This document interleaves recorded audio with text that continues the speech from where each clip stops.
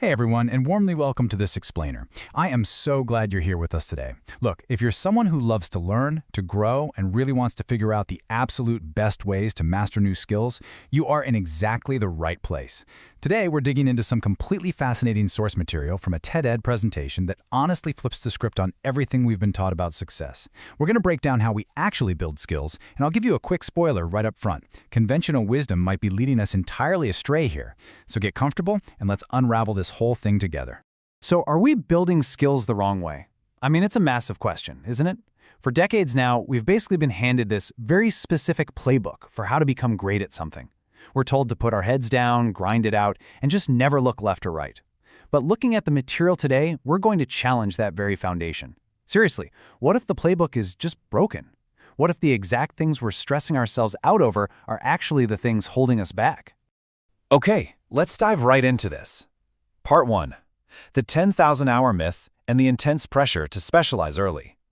You know, we live in a society that absolutely idolizes the early prodigy, right? Like the child who picks up a golf club at age 2, much like Tiger Woods did. And the underlying message there is pretty clear. If you haven't figured out your lifelong passion by the time you're a teenager, well, you're already behind. And that immense, almost anxiety-inducing pressure is perfectly summarized by one massive, totally intimidating number: 10,000 hours. This is that golden rule we've all been sold. It's the whole idea that it takes precisely 10,000 hours of deliberate, intense practice to become truly great at anything. Just think about the sheer volume of time that represents for a second. It demands unwavering dedication, relentless repetition, and honestly, a complete sacrifice of your other interests just to feed this one giant hungry number.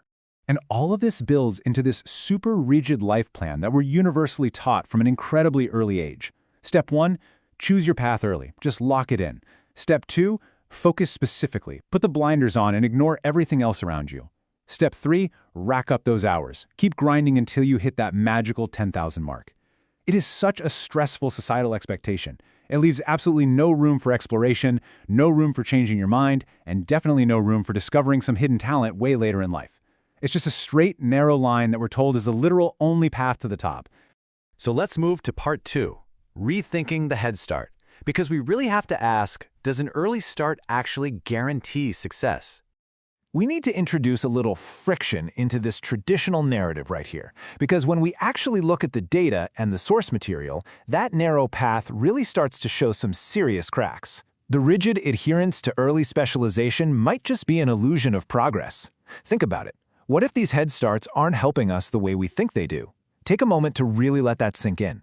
It creates a bit of cognitive dissonance, doesn't it? I mean, we've invested so much energy into the belief that we have to rack up endless hours just to avoid falling behind. But what if rushing to the starting line and picking a lane before we even know who we are is actually a huge disadvantage? What if this frantic race to specialize is completely unnecessary? And this brings us right to the core of our explainer today. Enter author David Epstein.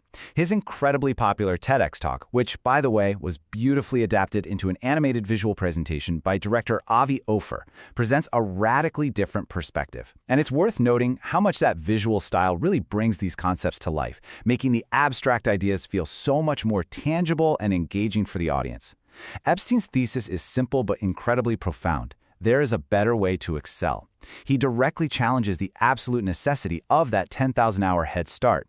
He essentially argues that our obsession with early specialization isn't just slightly off the mark. It might be the exact opposite of what most of us actually need to do to succeed.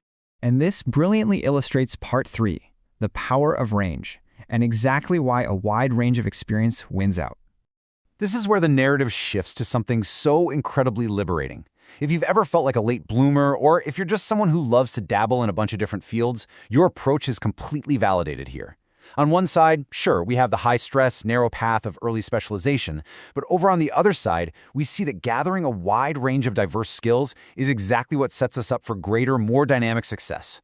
Look at Roger Federer. He famously played squash, skiing, wrestling, and basketball before ever focusing entirely on tennis. So you aren't falling behind when you try new things. You are actively building a unique toolkit that a hyper-specialist simply does not possess. It really all boils down to this incredibly freeing realization right here. Having a wide range of experience can be better than early specialization. Being a generalist, delaying your specialization, taking the actual time to figure out what you're really good at and what actually brings you joy, these aren't signs of weakness. They aren't indecision. According to Epstein, they're the very building blocks of a resilient and wildly successful life. So, as we wrap up this explainer, I want to leave you with one final, kind of provocative question to chew on.